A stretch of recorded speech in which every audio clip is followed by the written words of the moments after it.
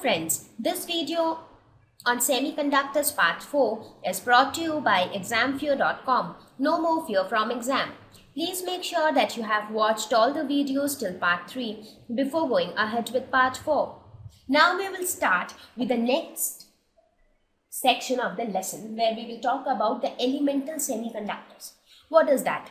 I gave you in the examples of semiconductors, I told you that if you talk about elements, it's like silicon, germanium, which are semiconductors, which behave as semiconductors. You have many objects like gallium arsenide or polyaniline, which behave as semiconductors, but they are known as compound semiconductors because they are formed by combination of two or more elements, right? So here in this lesson, we will talk only about the elemental semiconductors. So what are the elemental semiconductors? It is nothing but silicon and germanium. Only these two elements have been found to have the properties of semiconductor. But once we are clear with the properties of silicon and germanium, then it is applicable to all other semiconductors because the compound semiconductors are made up of these elements. They are also made up of combination of some elements. So our focus here will be, we will restrict ourselves to the study of elemental semiconductors, that is silicon and germanium. So while explaining, I'll consider the example of silicon everywhere. However, the same applies to germanium because if you look at germanium, it has got the same kind of electronic configuration. Germanium also has 4 electrons in its outermost shell. So first let us talk about the types of semiconductors. So how many types of semiconductors do we have? The first one is an intrinsic semiconductor. The second one is an extrinsic semiconductor. So we will discuss about intrinsic and extrinsic semiconductor in detail one by one. So what is an intrinsic semiconductor? Intrinsic semiconductor is a pure semiconductor. What do I mean by a pure semiconductor? Pure means there is no impurity added to the semiconductor. So now, how would it behave? So let us see how does it behave. We are talking about a silicon atom. So let us say this is my silicon atom which has got 4 electrons in the outermost shell. Now when many silicon atoms come like this, everybody has 4 electrons. So this, let us say this is silicon. Here again you have, now you understand why are we considering crystals, because in crystals you have a specific pattern of the arrangement of atoms which is not there in case of any other substance, right? So now what do you think? What will this silicon atom, how will it combine with its neighboring silicon atom?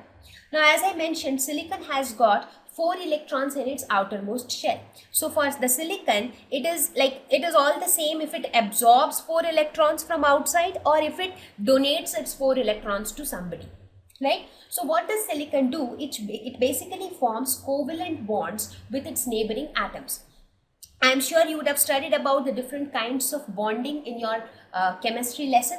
See, physics and chemistry are very much related. So many times there will be concepts which you will study in your chemistry and then we will make use of that in physics. So in this case, what happens? What is covalent bonding? Covalent bonding is nothing but sharing of electrons. So these two silicon atoms decide that, okay, fine, I will share this electron with you, you share this electron with me. Similarly, this silicon atom will decide, I'll share this electron with you, you share this electron with me. Again, this silicon will decide with this silicon that I'll share this electron with you, you share this electron with me. Similarly, this silicon atom will also decide with another silicon atom which will be present above this that I will share this with you, you share this with me. Now, if you look at this silicon atom as a whole, it has got 8 electrons. 1, 2, 3, 4, 5, 6, 7, 8. So it became stable.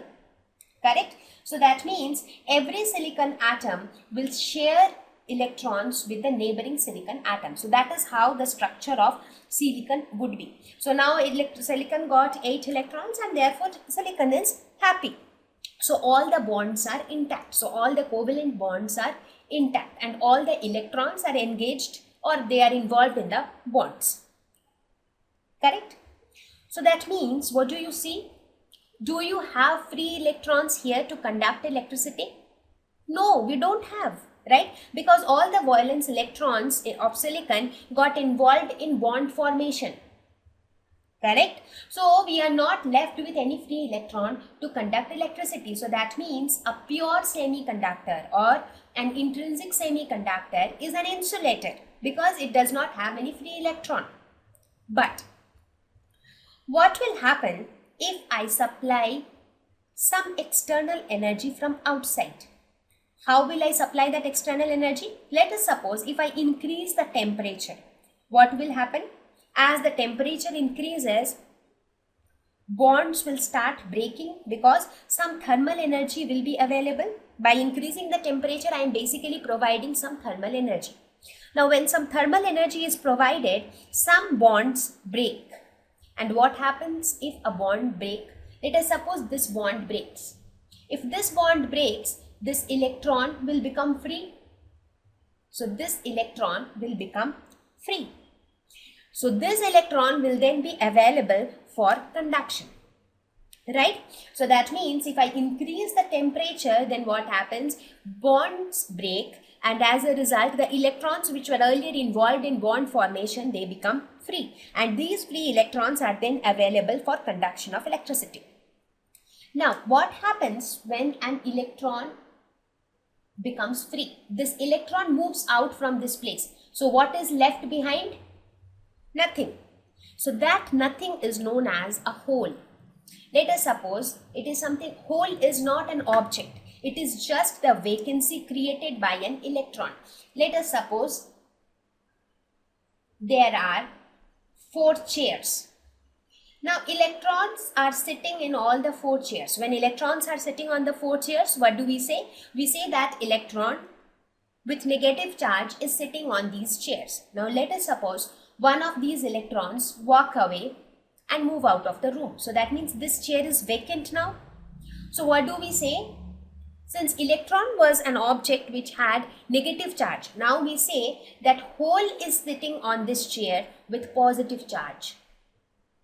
Are you getting my point? Hole is not basically a particle. It is just an imaginary concept just to denote the vacancy which is created by an electron. So any place where electron goes away, so the empty space which is left behind is called as a hole. So hole is considered. So please note these 2 points about hole. Hole is not a particle. Hole is a vacancy created by an electron. It is considered as a free particle with positive charge. That is just an imaginary concept to make things easy to understand. Right? So we assume that hole is nothing but it is similar to a particle like electron which has got positive charge. Right? So what happens as soon as you apply some thermal energy by increasing the temperature, bonds break and this electron becomes a free electron. As soon as the electrons become free, the empty space created by the electron is known as hole. So that means a hole is created. So now if we look at the energy band diagram of intrinsic semiconductor, what do we see? Now, if your temperature is 0 Kelvin, that means if you do not increase the temperature, if you are at room temperature, then what will happen? How will the energy band diagram look like? In that case, the conduction band will be empty and the valence band will have electrons and holes, right? So the valence band will have electrons. This is when it is at room temperature. Then the energy band diagram will look like this. Now what happens if I increase the temperature? When you increase the temperature, some of the bonds will break. As a result, some of the electrons will become free. What do I mean by free electron? That means some electrons will jump from the valence band to the conduction band. So some of these electrons will jump to the conduction band. Right? Why these electrons are jumping? Because these electrons have got some energy in the form of thermal energy to overcome this energy gap. And that is why they are jumping to the conduction band. Correct? Now, what is happening to the valence band? Holes are created in the valence band. So you are clear with the energy band diagram? So that means in a pure semiconductor will act as a conductor only when you supply some external energy to it. So that means in an intrinsic conductor, number of electrons, that means the number of free, whenever I am talking about number of electrons, I am talking about the number of electrons which are actually conducting. So here the number of electrons is equal to the number of holes. You can very clearly see it from the figure. If two bonds have broken, if two electrons have gone to the conduction band, that means two holes will be created here. If one more electron jumps here, again one more hole will be created. So that means the number of electrons in the conduction band is equal to the number of holes in the valence band. So this number is denoted by Ni and it is known as intrinsic carrier concentration. Carrier means the charged particle which is carrying the electricity. Correct? So it is known as intrinsic carrier concentration. So what do we notice in case of a pure semiconductor? Number of electrons is equal to number of holes. Number of electrons or holes is known as intrinsic carrier concentration. Clear? So I hope you are clear with what is an intrinsic semiconductor. Now, what is the total current in an intrinsic semiconductor? When I'm talking about current, I'm obviously talking about the scenario when we have applied some external energy. Because as long as we do not apply any energy, it will be like insulator. It will not conduct any current. So the total current in an intrinsic semiconductor is the current due to electrons plus the current due to holes. What does this mean? This is again a very small but quite important concept here. So where IE is the electron current and IH is the hole current. So okay, electron current you all must be clear. That is, the electrons are moving from valence band to conduction band. So the flow of these electrons in the conduction band will constitute the electron current. But what is this hole current? Okay, so pay attention to this. As I mentioned, whenever we apply some external energy, this electron will become free electron. So that means the electron will jump out from here. So we will be left behind with a hole, right? Now, this hole is nothing but a vacancy. So now, in order to fulfill or in order to occupy this hole, some neighboring electron jumps into this hole. For example, let us suppose this electron, the electron which is present here, this electron jumps into this hole. So what will happen? A hole will be created here now. Correct? Now again, since a hole is created here, maybe some other neighboring electron will jump here to occupy this hole. As a result, a hole will be created here. So what is happening? If you see, initially the hole was here, now the hole was here, and then the hole is here. So in other words, you can say that this is the movement of the hole. So the hole is moving from 1, then 2, then 3, and then so on. So these movement of holes constitute the hole current. As I mentioned you before also, that hole is nothing but it is the vacancy created by electron. But in order to simplify things to understand, we assume that hole is like a charged particle with positive charge.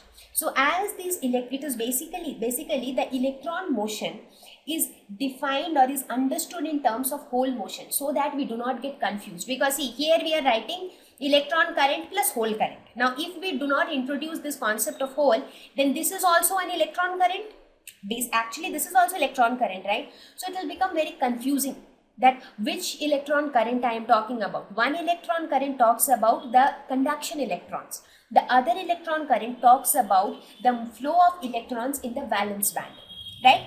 So that is why this concept of hole was introduced in order to avoid confusion. So when I talk about this IE, that means the electron current which is due to the flow of the conduction electrons.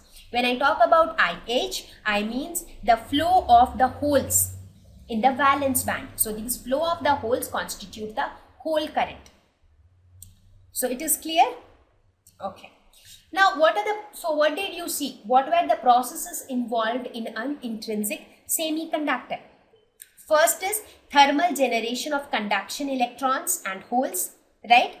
The conduction electrons and holes were generated thermally. When you apply some thermal energy, what happened? The bonds broke. As a result, electrons were emitted. As soon as electrons were emitted, holes were created in the valence band. So that means you are basically generating electrons and holes thermally. So that was one process which was involved. Which is the other process? That is recombination of electrons and holes. So when do you think the recombination of electron and holes will occur? Now let us suppose first I increase the temperature to some temperature T, and then suddenly if I drop the temperature back to 0 Kelvin, then what will happen? As soon as I drop the temperature back to 0 Kelvin, the electrons and holes will start to recombine. Because when you increased the temperature from 0 Kelvin to some higher temperature, electrons and holes got generated. Now when you drop the temperature back to 0 Kelvin, the electrons and holes will start recombining. Now at equilibrium, what happens? The rate of generation becomes equal to the rate of recombination of electrons and holes. Right? So this is an intrinsic semiconductor. So what did we conclude about an intrinsic semiconductor? We concluded that intrinsic semiconductor behaves like an insulator at T is equal to 0 Kelvin. So this is the behavior where you have all the electrons in the valence band and the conduction band is completely empty. At T greater than 0 Kelvin, thermally generated electron-hole pairs constitute current through the semiconductor. So when we increase the temperature, the covalent bonds break. So the electrons overcome this energy gap and goes to the conduction band. As a result, holes are created here. Now the movement of these holes and the movement of these electrons constitute the total current through the semiconductor. Thank you. Please visit examfear.com to watch free educational videos, try free online tests, get the best quality study materials, study from the best tutors and mentors, and much more. Thank you once again.